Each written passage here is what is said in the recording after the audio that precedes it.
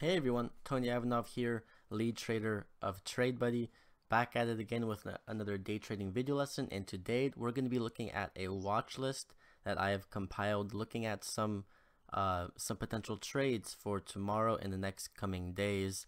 Now these penny stocks are based on three main things: one, the price; two, float; and three, of course, the daily chart. I've based most of these on the daily chart and the fact that these are all low floats. We also have a few China plays in there as well. If you didn't know, there was some good trade war news. The president of China seems like he's going to be not so hawkish as far as tariffs go, and is going to actually lower tariffs on some US imports. So the markets bounced back heavily because of that, and we had a bunch of these low float penny stocks that are based in China. They saw benefit and they had big spikes, like KONE, which had a massive spike today. Let me just bring that up. KONE had a massive spike today. It ran from the 550s all the way up to almost $10. We had CNET. It did the same exact thing. It was a bit later in the day, of course, but it ran from around $1.90 all the way up to a high of $2.70. And these both had no news. They were just running up based on the fact that they were Chinese low float penny stocks. So we're going to break down the watch list and see if we can nail any of these plays in the next coming days. But first, if you didn't know, every single day we give away $25, and it goes to a random commenter from their previous video lesson. So we're going to see who that winner is right now, using this random comment picker.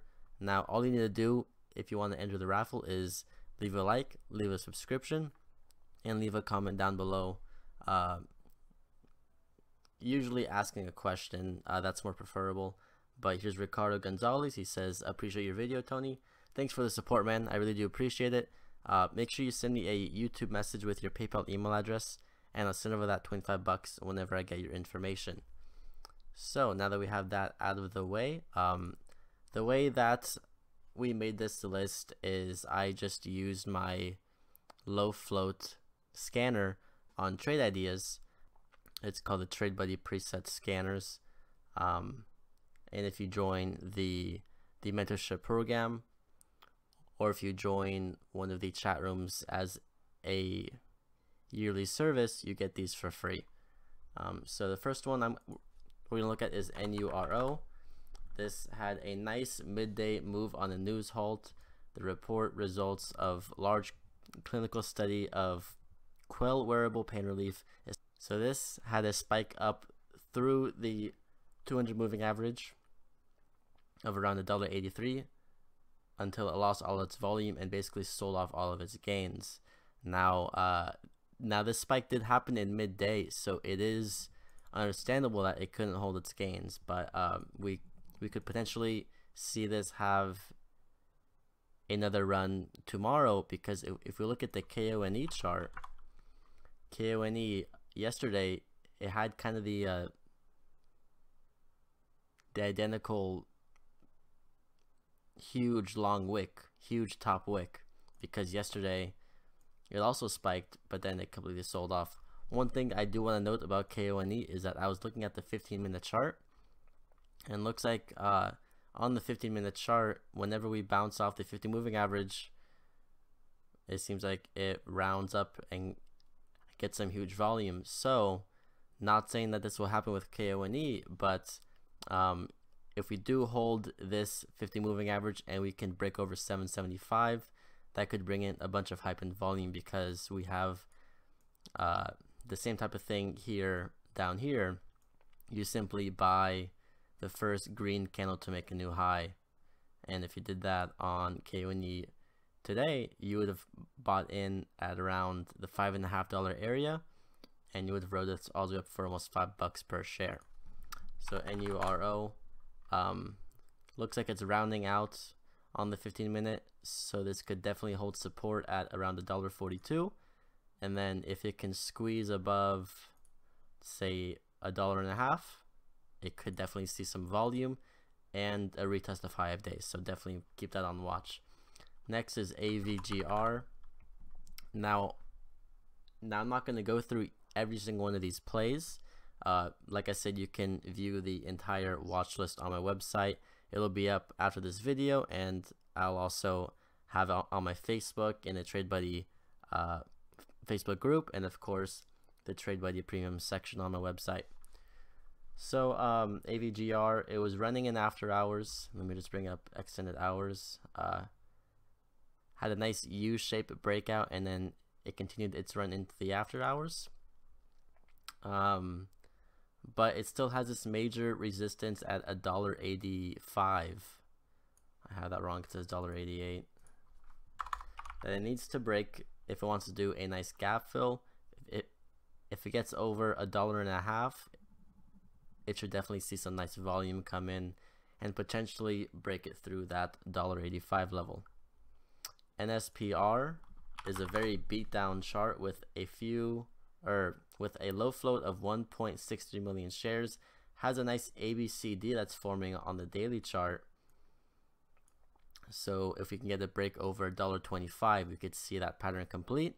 Simply you buy the first green candle to make a new high, and then you're off to the races. Next resistance after that would be $1.39, and then $1.70, and then if it can get over $1.70, it's gonna have a gap fill up to 203. Next is CREG.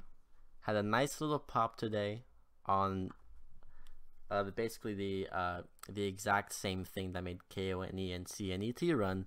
Just the fact that, you know, it's a Chinese company, as you can see up here. It says China. But it didn't get enough volume, and it just fell apart. So what it could do tomorrow is cross over the 50 moving average and the 200 moving average and get over that 190 level. And if it does that, that would be you know, the last time it crossed the 50 moving average was all the way back in January. So that's a pretty significant thing to do. And you know, if it can do that, it can definitely bring in some hype and volume, and this does have a history of spiking. If somehow it can get over this major resistance, then, you know, we can be really off to the races, but I don't see it spiking above $5 anytime soon. But definitely keep it on watch because anything is possible. Next, we're going to look at LEDS. LEDS, watch for the continued momentum into a breakout over the nice round mental number of $5. Has a history of huge spikes, as you can see by the daily chart. These huge long top wicks. You can see here in this day, it ran from $3.89, hit a high of $8.25. On this day, it ran from $2.65, ran all the way up to $10.49. So you can see it does have history of big moves. So definitely keep it on watch. It has a low float of 2.13 million shares, and it's also a China sympathy play.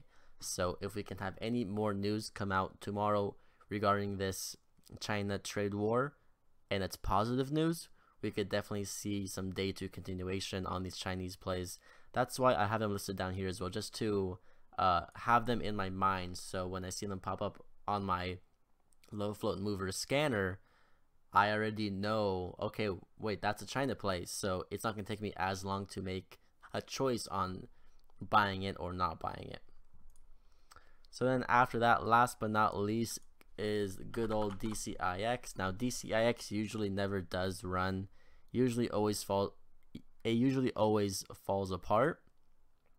However, it does have a nice pattern on the daily chart that we have to look at just in case. So it's making a flat top wedge right here. You can see the top of the wedge is at the very nice round mental number of $1.50, and we've been making higher lows for the past, I would say, 6 days now. So it's approaching the top of this wedge, and it really only has 2 days left, you know, to have this breakout happen. If it doesn't happen, then of course the only other thing that it can do is break down the wedge, and then it'll, you know, keep downtrending. But DCIX is a very low float, and it has history of monstrous short squeezes. Now the thing with DCIX is that it's a Greek shipper company. So these Greek shippers, they're kind of their own, like their own, I want to say like market basically. Like they only move when they all move. So one way that we can really know like when the Greek shippers are getting volume and the market's picking up is when we have one Greek shipper have a major spike, because then, you know, usually in the same day and the next day there are the other Greek shippers like TOPS, DRYS, SHIP. All these Greek shippers will spike up in unison as sympathy plays. So if we can get DCIX to do this flat top wedge, we could see some renowned exuberance and hype in the penny stock market. As if we have DCIX running massively, then we should see some more volume in the other Greek shippers and other low floats in general. So those are the main stocks I'm watching for tomorrow. Now, of course, this list is going to grow tomorrow during pre-market. If you want to watch me make my pre-market watch list live, you can join my TradeBuddy Platinum live stream free for 1 week, where you can just watch me trade live every single morning from 9 a.m. till 11 a.m. and you can be a part of the TradeBuddy community that has over 5 chat rooms and hundreds of traders in there who are all looking to become consistently profitable. So if you want to check that out, the link is down below.